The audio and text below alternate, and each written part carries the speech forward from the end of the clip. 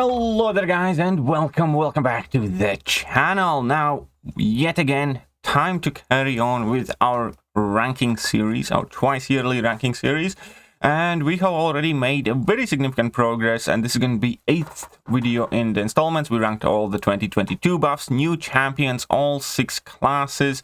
We already have done tech skill and mystic class top 10, and now it's time to go over the 3 strongest classes in the game, in my opinion: mutant, science, and cosmic. So today's video is going to be mutant class top 10.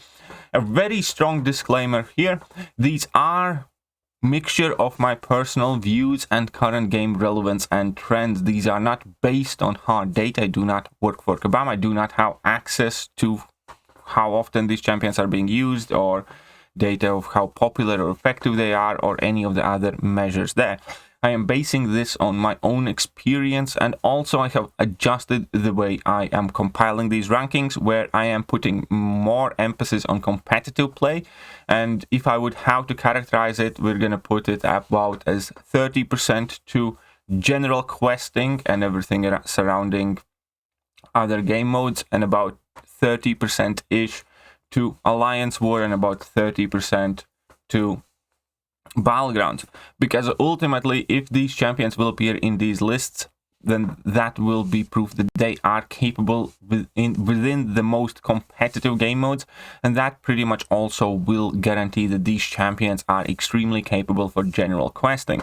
There will not be any champions in these lists that shine in just one game mode. For instance, if a champion is great for questing with a full synergy team, then he's probably not going to make it here if he doesn't do well enough in Alliance War, in Battlegrounds, so on and so forth. Likewise, if there is a champion that's solely good for Battlegrounds and very little else, like I've had somebody point out to Nova, well, then these champions also will not appear in these lists. These champions that get on these lists have to be good in virtually every game mode, or majority of the game modes, because that is, in my opinion, where champions gain objective value.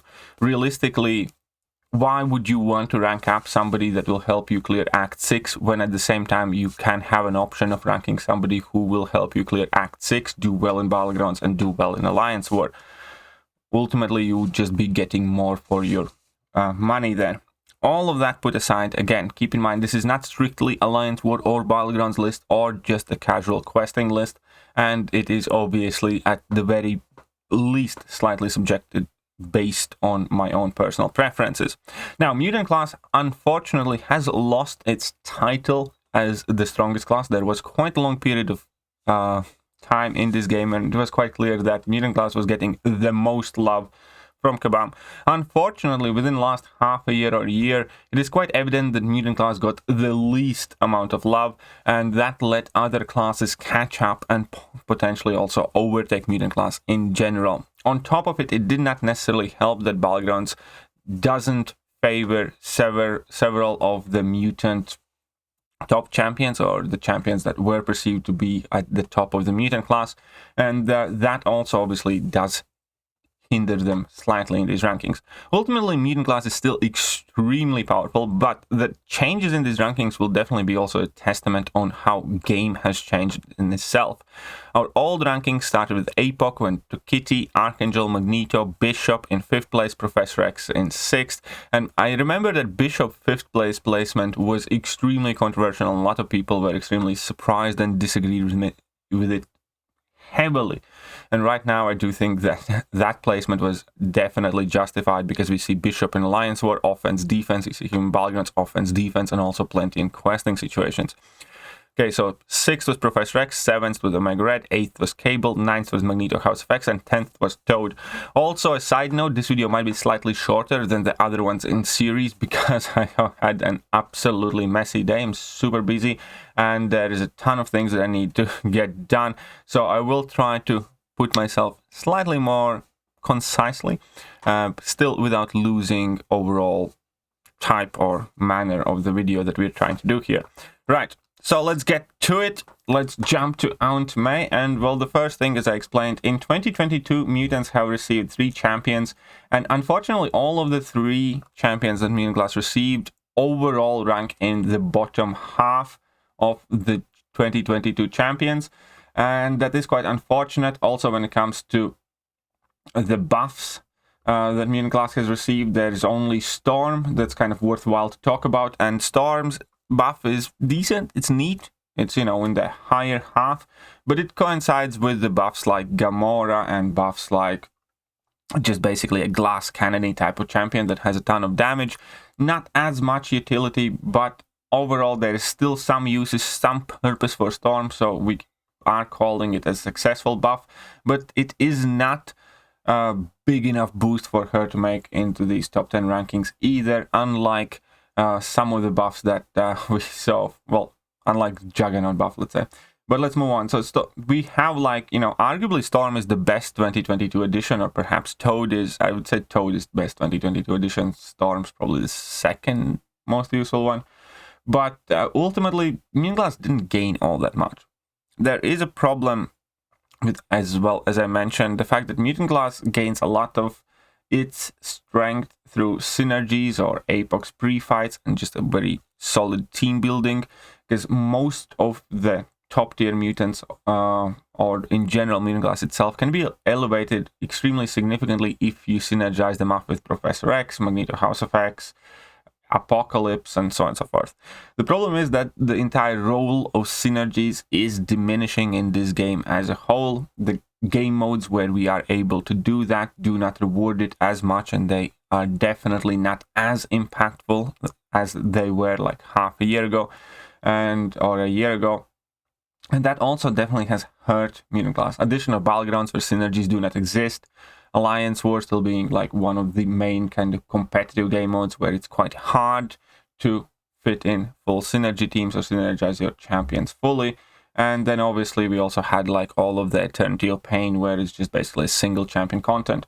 Now obviously it's still extremely helpful to have access to all of this stuff. It's just that it's not as impactful and doesn't see as much daily relevant use as it used to. With all of that in mind, you know, obviously Cable is out of Mutant top 10 because by himself he's nowhere close to that level. And then there are obviously a ton of decently good Mutant champions that I personally love and enjoy and, you know, use occasionally, but it's just not their time in the game at the moment, like Colossus, for instance. Another champion that greatly benefits from the synergies, but by himself he also is quite cool. He's just not necessarily, you know, doing the best at the moment in the game. And then we have Emma Frost, another champion that I always like and enjoy, and I recently took her to rank 3 as well as 6-star. And she's cool, she's awesome, she can do a ton of stuff, but she doesn't necessarily do it well enough all the time to justify that. Then we have Gambit, who has some interesting abilities. Obviously Sauron, his new addition, can be potent defender. We have Namor, who used to be quite wildly used champion for damage back mechanics, but we have better ways to deal with it, namely even in Mutant class we have Kitty Pryde, who just ignores all the incoming damage while she's phasing, or Magnetos, who just shut down a lot of those abilities and are perfectly viable substitutes in a lot of matchups, not to mention Omega Red also exists. So Namor has seen better days overall in game as well.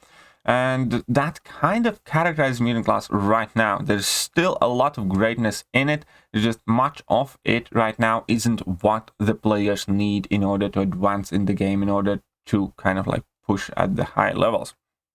That being said, it is time to start on our top 10 list, and top 10 is going to go to Havok. I do think Havok is on the increase. I do think Havok has for a very long time been somewhat underrated, but I'm extremely pleased and happy that Havok is seeing more light in higher tier alliance wars, especially with the past metas where he could utilize his sick and tired tag in order to combat conduit tactic, and then obviously, you know, throw his mega level 3s. So we do see Havoks on defense, we do see Havoks on offense in alliance war. On top of that, also battlegrounds have seen Havok use, especially in certain metas in past, where Havok could potentially be one of the better champions in like specific conditions. But we can definitely see also Havok being used against, you know, skilled champions, utilizing his incinerate immunity. He's not necessarily the fastest fight finisher, but he can serve as a, you know, quite intriguing dual purpose champion. And not every meta is made for him, and he's not being run all the time, but we do see him here and there, so I do value that as well. And then obviously the entire questing situation is turning out better and better for Havok, because he does have all of those cheese lanes and cheese mechanics, because Kabam loves to spam relatively weak shock debuffs or cold snap debuffs and stuff like that, and he can go absolutely bonkers when that type of stuff is happening, because every time he receives like an energy damage, he starts getting charges like crazy and starts detonating left, right, and center. Plus he has high energy resistance that also lets him take less damage from those mechanics. And yeah, I do think Havok deserves spot number 10 based on currently what's needed and relevant in the game, and Havok definitely has been on the up and up, seeing more and more daylight in Alliance Wars, Battlegrounds, questing everywhere. Moving on to spot number 9. So Havok was number 10. Spot number 9 goes to Toad. And Toad used to be in 10th spot. Now I'm placing him in 9th. And Toad is kind of like a slow burn character. He is definitely, I think, at the moment quite well received. We do see Toads in Battlegrounds that could be quite meta pending. The biggest problem with Toad is the existence of tech class, because the top techs just absolutely nuke down Toad, be that Nimrod, be that Omega Sentinel, be that Warlock, or be that Ghost. Virtually everything that has tech symbol next to it absolutely smashes Toad into the oblivion. However, if you do not have a solid answer to him on defense, he will eat your lunch. And he is quite a gnarly, nasty defender, but obviously you need to juggle the poisons being applied to you. You need to make sure that you don't get him in the corner, otherwise his regen's going to go crazy. And even if you use Poison Immune Champion, as long as Toad's awakened, and you have not managed to push him to level 2, you will randomly get stunned as well throughout the fight. So there are quite a lot of things to manage, and he can be a very dangerous defender. At the moment, I think everybody is going to get significantly better at fighting Toad if you're playing map 8 in Alliance Quest, because he is one of the 2 final bosses. So that's kind of like good thing for the players, not that great of thing for the Toad. But at the same time, we can't underestimate his offensive utility, which is the thing where I think a lot of people sleep on him, where especially against skill champions, where he can access a massive amount of passive poison damage, is where he shines the most. We all know the most kind of popular Toad matchup, where he can, if timed correctly, basically bypass Nick Fury's second life, but that is not it. He can be a very decently good counter to Korgs and skill champions in general, be them Kingpins, be them Mallman, so on and so forth. And we have seen also some Toad offensive use because of that. So I do quite like the character. I do think, you know, it is very possible that he will either become more popular or slide down, but at the moment the things stand right now in the game, I do think he deserves spot number 9, because it is one of those champions that we do see frequently and daily. Now, spot number 8 is going to go a champion that used to be a lot more popular, and is an example of how game trends change and, you know, potentially decrease the usability of the champion.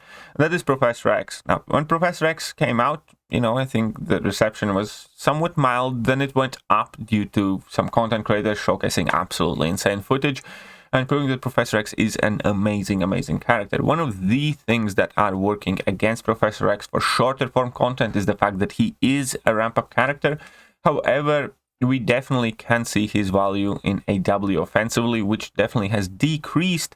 But Professor X is one of those champions where if you give him a mutant power boost, then he's just basically a cheese factor times 10, where if you get to level 3, then you just keep spamming your level 3s, which is something that holds value to this day when clearing harder story content and Alliance War. At the same time, new edition of Battlegrounds hasn't seen that much use of Professor X. We do see him in some of the top tier decks here and there, but he is definitely not going to be necessarily the fastest option for a whole bunch of fights. So it is quite meta reliant whether we see Professor X represented in Battlegrounds or not.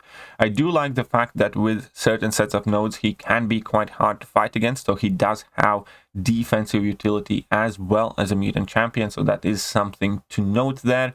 But ultimately overall, I would say that his kind of fandom, his use has declined.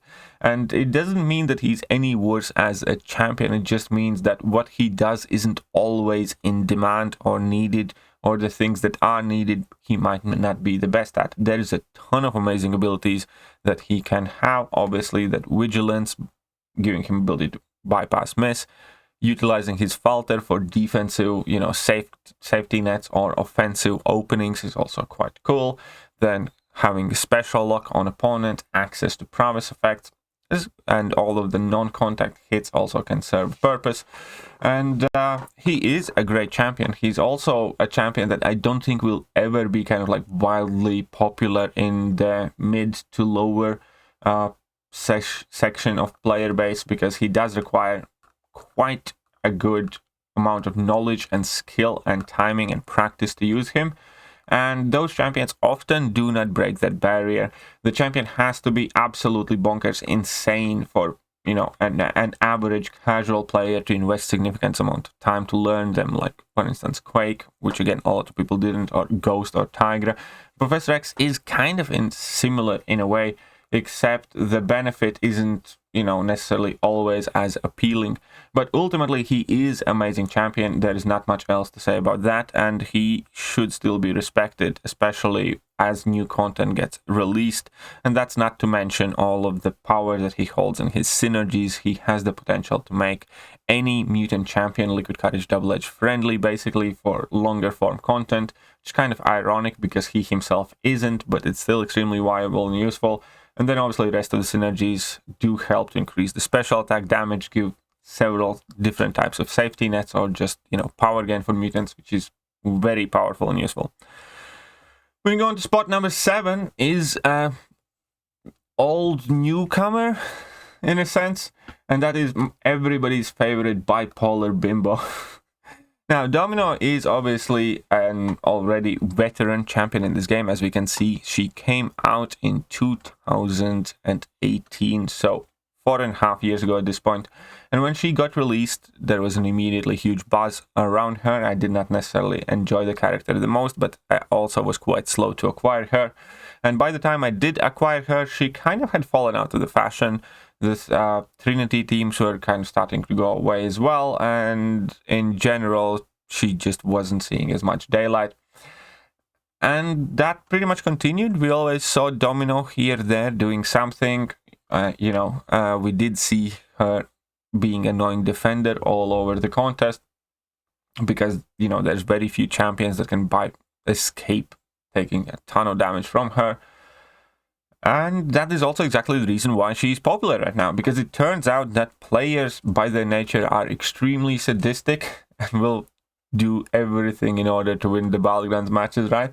I mean, like, that's not any shade thrown at anyone. I rank forward my Domino just earlier today as well, specifically for that reason, because she's bonkers in Battlegrounds. If you have watched my MCOC Open tournament coverage, you will see that in virtually all of the quarterfinal, semi-final, and final matches, Domino was kind of like de facto standard default defender that players had to deal with if they didn't manage to draft like a Nimrod or something. And that is just how dangerous Domino is. Unless you get like one of select 4-5 counters for her, you will likely lose that round, or at the very least you will struggle a lot against her, because there are only a handful of champions that can bypass her critical failure damage. And for all intents and purposes in Battlegrounds, if you do take a lot of damage, you're probably going to lose that round there based on that, even if you don't make a mistake, even if nothing bad happens. I have taken equally ranked Domino with, let's say, my rank 4 Warlock, which on paper often sounds like a great matchup, which is a perfectly workable matchup in Alliance War. And in Battlegrounds match, I ended up with like half of my health being gone just by critical failure damage. So it is something to keep in mind. And obviously, Domino is still on Alliance War defense. Her offensive uses these days still are limited. However, this is where the story content kind of does throw her a bone a bit, because we have seen more of the weapon nodes and some other path with heavy assault, basically, that let Domino shine yet again with like 800% damage on heavy attacks. And that obviously with Domino's Trinity combined can let you finish Act 8 fights in like 3 heavy attacks or something. So that is quite busted, that is quite broken, and she does have at least, you know, some casual questing and also Act 8 offensive potential.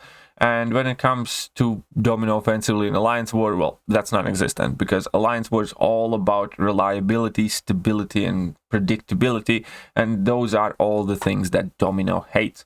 When it comes to Battlegrounds, on the other hand, you know, Domino does see plenty of offensive action as well. Heinz, $11.50. And thank you, Heinz. And with that, obviously, Domino ranks higher. Domino is in trend right now. Domino is getting ranked. Domino is getting sought after. People are giving 6 stones to Domino. And that's reason enough for me to place her in spot number 7. Moving on to spot number 6 before I get on my coaching session with Heinz. And if you haven't heard, I am doing coaching sessions now as well, mainly for Battlegrounds. And I will likely be slightly late for this one, so we do need to carry on. But yes, if you're interested, drop a comment. I am offering basically coaching sessions on Discord with screen share, where I do help players improve in Battlegrounds primarily. But if you have other topics of interest, then, you know, message me about that as well. Right, spot number 6. Spot number 6 goes to Omega Red. And Omega Red is one of those mutant champions that initially was one of the top mutants, and he is also one of the oldies but goldies. He did require quite significant signature stone investment, which often was enough to prevent a lot of people from committing to Omega Red quite hardcore, especially combined with his low prestige in the initial days of the game. However, there are several factors that are contributing to increase of love, of use, of popularity of Omega Red. Reason number 1, we have more 6 stones. Therefore, it's much easier to seek 200 Omega Red. Reason number 2, Omega Red is a nuke and has always been basically like an AW focused champion, and now he also has Battlegrounds as a game mode. Whether you do run or don't run Liquid Courage Double Edge, he's a very, very, very viable attacker. And if you run Liquid Courage Double Edge, he can also be quite decent on defense to force opponents to slow down and stall whilst that bleed expires. So Omega Red definitely does see a lot of Battlegrounds use, and for a good reason, because he can nuke those fights down and there's plenty of utility in his kit. There are few things that Omega Red cannot, however, escape, and number 1 is that he's extremely atypical mutant, which was all the time one of the reasons why he was kind of sliding down the rankings, because typically now when Kabam creates new content outside of Battlegrounds and Alliance War, they are emphasizing these class-based nodes, and they typically focus on access to regeneration effects or buffs or inflicting, you know, bleed, or they focus on giving prowesses or having specific buffs. And Omega Red has none of that, so he never benefited really from those nodes. And even when he did, his death field damage, which is by far the biggest source of damage for Omega Red, is only affected by his base attack only, which means that all that attack modification didn't really do too much. And, you know, if you have harder hitting special attack with Omega Red, that doesn't really do much for him, whereas it did for a ton of champions. And there's also another problem for Omega Red that he continuously have to address. He does have to address it, and that is the fact that many of the new champions make it almost impossible to be aggressive and maintain close to them due to more and more elaborate abilities, and more specifically also special attack animations.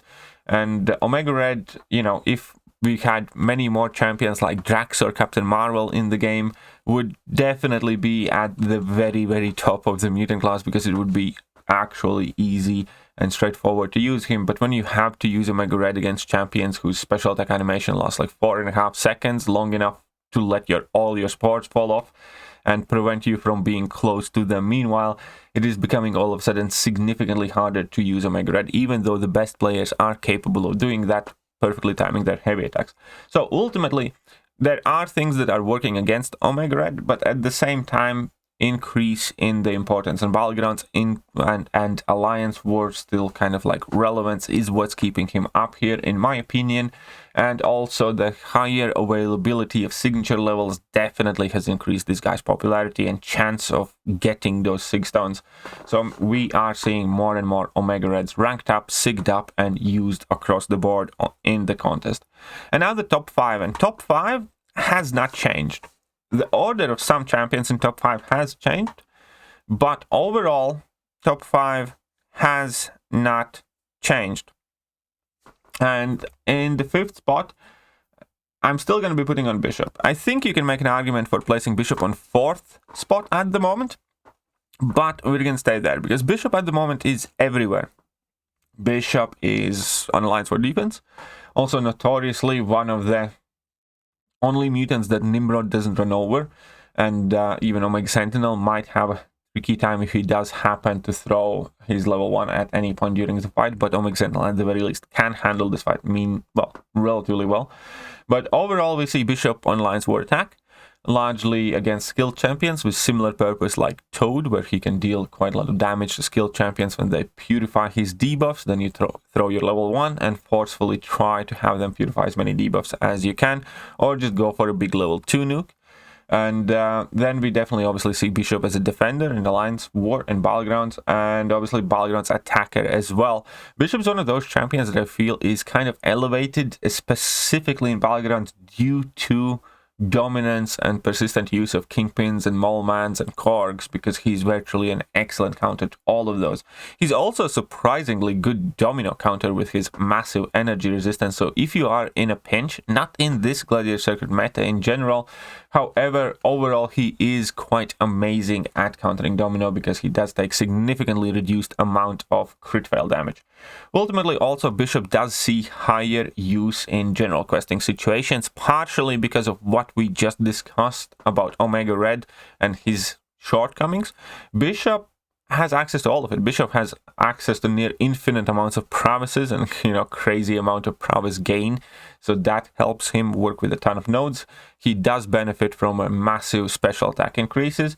On top of it, he also has very easy access to regeneration effects. So he kind of combines what you want a mutant champion to do.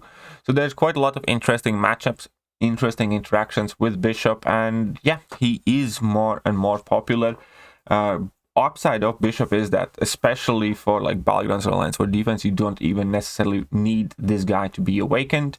And one of my personal favorite things of Bishop is that his base kit damage punishing when skilled champions purify his debuffs, or when champions purify his debuffs in general, is what Jubilee has to invest a lot of signature stones in. It's just one of those examples where this one champion is virtually better at everything that matters with much less commitment than, let's say, Jubilee, where you need to awaken her, sig her up, and then she's going to do some damage when opponents purify your debuffs. However, on Bishop, all of that mighty awesome sig ability is basically in his base kit, and obviously all the passive stun that even makes it better, and then access to incinerate, so on and so forth. I have an amazingly long Bishop showcase where you can also end up benefiting greatly from your awakened ability in longer form content, but again, that is not quite as relevant in content like Battlegrounds, because there's only one fight. Like his awakened ability, when you finish fights with 1 bar of power while blocking, you gain stun immunity, and also enemies lose 80% ability accuracy. So you can bypass so many nodes extremely reliably with Max Sig Bishop, but most other people don't end up taking advantage of it because, as I mentioned, that is not the content that's currently as important and relevant. But overall, the most important thing is that Bishop shines in all the places where it matters right now. So I think he rightfully deserves spot number 5, and I think you can make an argument for spot number 4 as well, because spot number 4 at the moment goes to Magneto.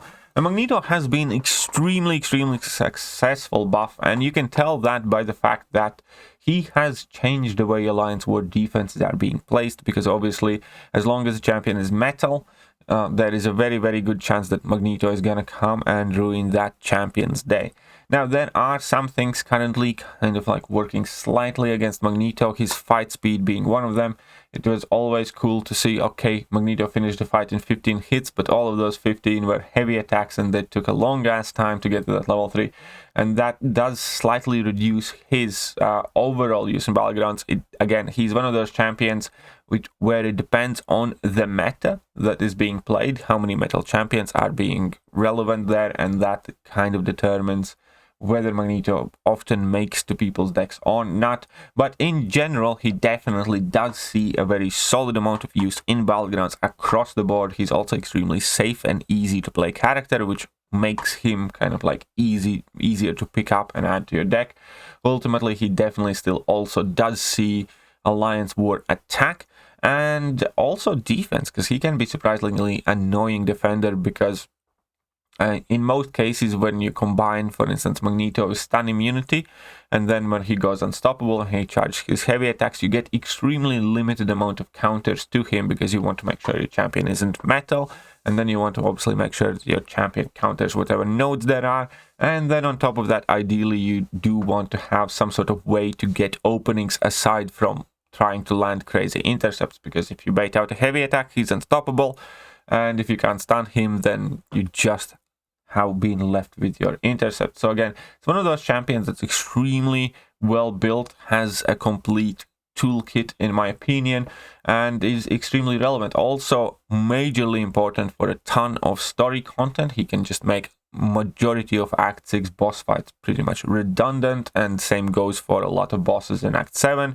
Is one of those champions that you do not necessarily want to bring in the fight. I think the best example here would be where Magneto synergizes extremely well with my Path 7 Section 1 in my Alliance quest, where you can basically just parry heavy to level 3 with him, drop that level 3 and finish out most of the fights. But I brought him in once and I don't want to do it ever again, just because it takes a while and it's not necessarily the most enjoyable playstyle.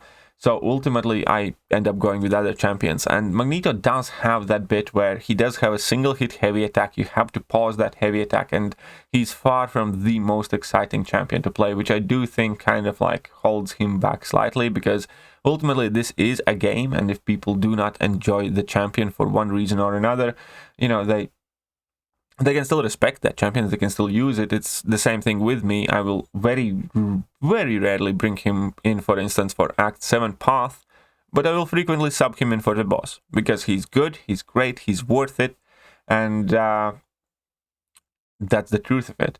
So ultimately, again, great for a whole bunch of challenge modes and story content, great for Alliance War attack, decent for Alliance War defense, and has some presence in Battlegrounds. Again, now that we put it all together, again, I could see how Bishop might have overtaken him, at the very least, in my opinion. Actually, let me know about this one. Do you think Bishop has overtaken Magneto for spot number 4?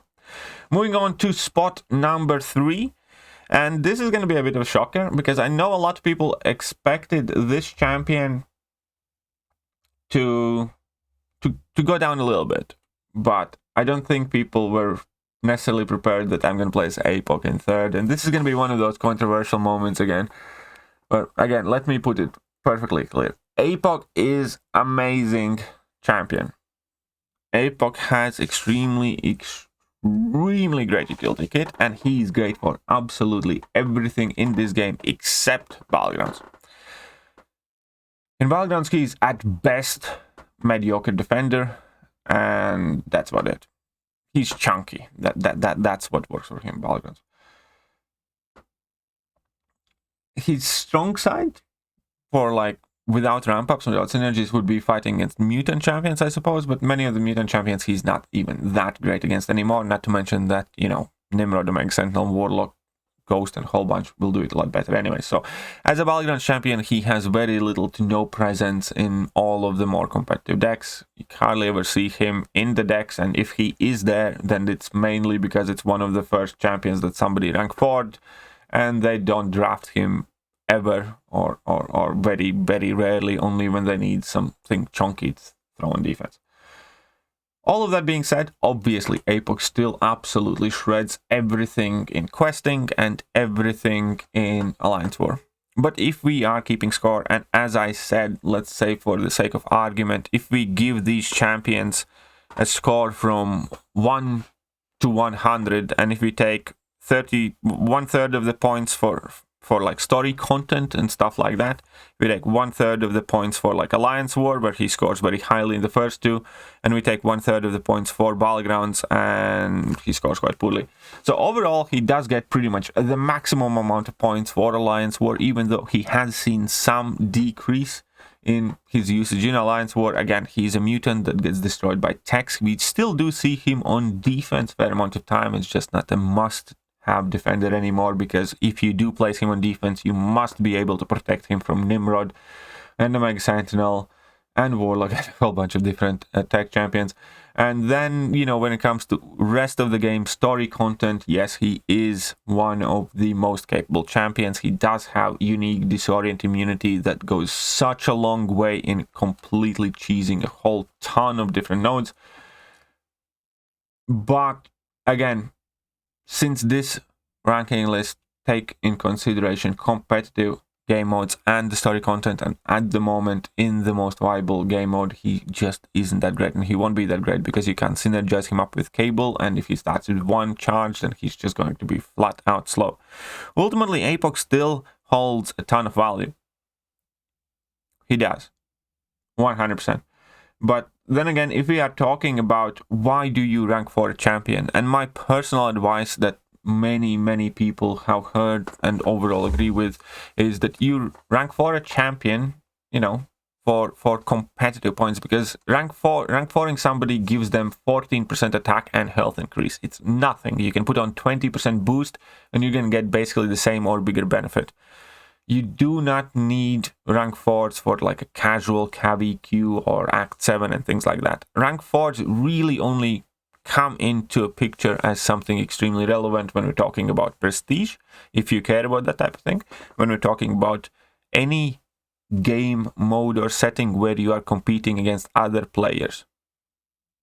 So in Alliance War, attack and defense, rank 4 champions are important, and then in Battlegrounds, offensively and defensively. And ultimately, again, I just think that currently, with what, you know, drives the game the most, APOC, you know, is lacking in one of those areas.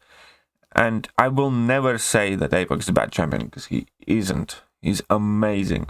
He truly is.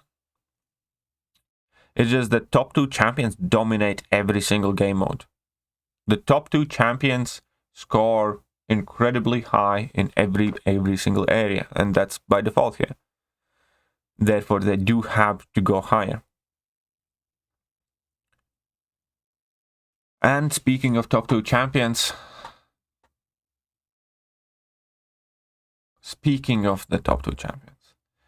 there's not only one, but in my opinion, 2 champions that have snuck past APOC at the moment. And spot number 2 goes to Archangel. Archangel is such an old champion. 2017. At the start of 2017. He's like 5 years into this game. Nearly 6. And he's just crazy good.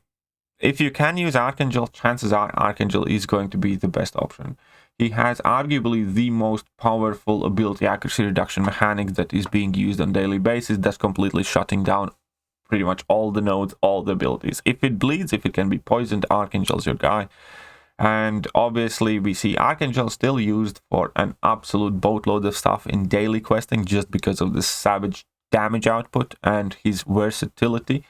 Again, Archangel is one of those champions you're not going to bring in, obviously, where you have an unsuitable matchup.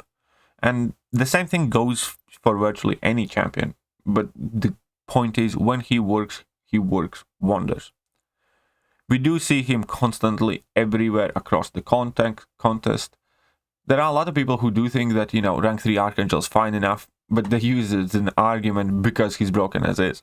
And reasons, again, here that I explained before, basically are the same as APOC, because, you know, rank 3 or rank 4 doesn't really matter for story content, but it does matter when you are competing against other players. Because then it's all, you know, relative, put in perspective. Anyways, to break it down, again, if we do the overall breakdown of the character, is he great for battlegrounds? Absolutely, 100%. One of the most banned champions, one of the champions working in vast majority of the metas, a game changer of a champion for battlegrounds. Is he used in Alliance War? Absolutely, 100%. Virtually every meta, doesn't matter because he bypasses them. Moving further, is he used for story content? Absolutely, 100%. Most of the content that gets released does see some use of this guy. He's one of the staples of the game, and I'm placing him in the second spot. Now again, you can try and argue that APOC should be in the second spot, but to me this came down to a very simple, comparison. There is an area of the game where APOC gets virtually zero use. That is one of the most areas of the game that is one of the most important and popular game modes. And Archangel gets a crap ton of use in every single game mode. So to me, the decision was made there. He goes higher. Also, there are obviously some other things that I think are becoming more and more relevant recently. For instance, the fact that his ability accuracy cannot be reduced, therefore he is randomly immune to neutralize, for example. And then also, even before you start applying your neurotoxins, you do reduce opponent's ability accuracy, purification ability accuracy, which is exactly the ability which lets him do kingpins and a ton of different fights. So ultimately, it's a very simple kit. It's a very simple playstyle, but there is hardly anything more effective in this game than this guy. And then we have the top spot. And the top spot is Kitty Pryde now. Kitty Pryde has the same claim, the same argument as APOC did. Kitty Pryde does get used in every single game mode.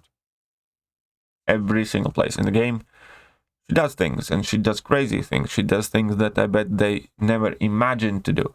Kitty Pryde had the power to immediately rewrite Alliance War map on the fly just because of how broken she was. If you were playing at the time, you ought to remember that when Kitty Pryde came out, we did have True Focus being spammed on every single game mode that was released, and most importantly, it was spammed on every single mini-boss in Alliance War. We had True Focus node active. Kitty Pryde came out, and a couple weeks later, Kabam was forced to remove that node because it did not matter what was placed there. You just exchanged level 3s till opponent died, and that was the end of story. Which is something that you can still do if you remember Return to Your Pain Nick Fury fight, for instance. But ultimately, Kitty Pryde is proving herself, and at the moment I don't see anybody dethroning her in the Mutant class.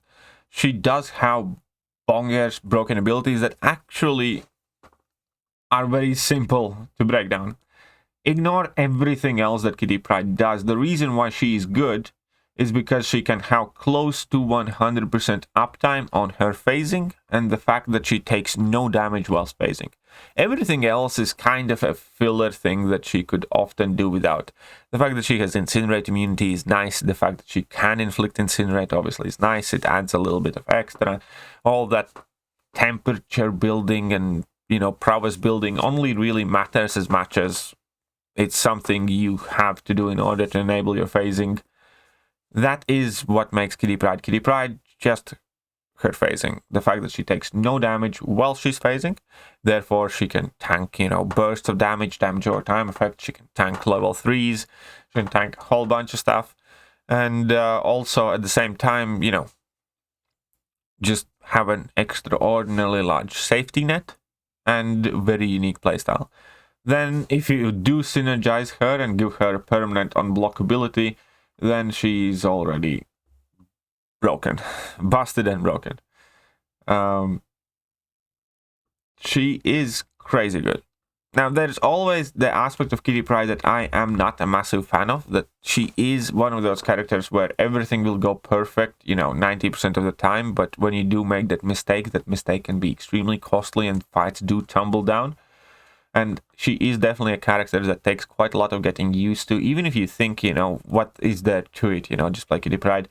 You will notice yourselves that unless you are very confident with the character, there is going to be a relatively high margin for error, because she does require you to be extremely alert, on your toes, know exactly what you're doing, catch those moments when phase does trigger or doesn't trigger. It is sometimes AI dependent how aggressive they are.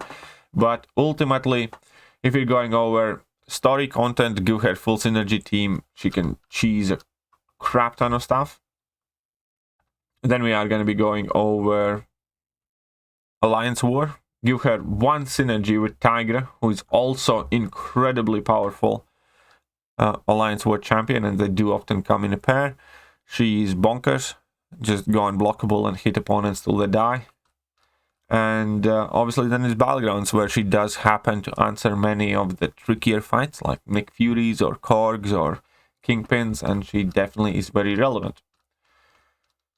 So I do sincerely believe that at the moment, Kitty Pryde is the best mutant champion in the game.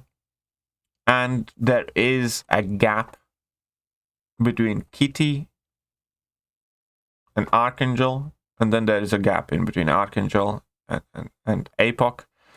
And then, spots 4 to 10, I think, can be interchanged and debated. I think there is a very solid top 3, and I think the order of the top 3 is as I described it. Obviously, this is my thoughts. These are my thoughts. These are my opinions. You are perfectly free to have your own. We all care about different things in the game. We all approach this game in a different way. Some of these champions you think are not going to be worth the spot, for instance, like Professor X, if you run Liquid Courage Double Edge all the time, because he's absolutely incompatible with Liquid Courage Double Edge. Or, you're maybe not going to think that Omega Red is worth as much as I put on him, because you never run Liquid Courage Double Edge. But either way, this is the way I see game right now, and these were the reasons why I placed these champions the way I did. You're always open to discuss them. I love when you do. I truly love that. But do keep it respectful. Do not try to come here and feign some sort of outrage. Y'all are criminals for not placing that champion in top 10. It's like, really, criminals? It's like, do you understand what are the words that you are saying? It's like, do you know what words mean? Or like it's fucking insane that this champion didn't get that placement. It's like, really? Like, insane. Like, should I go and get myself checked out? Because I don't find the same, value in a specific MCOC champion. So what I'm trying to say is, I love you all. I love the fact that you are passionate, but do try to keep it respectful. See you later, guys.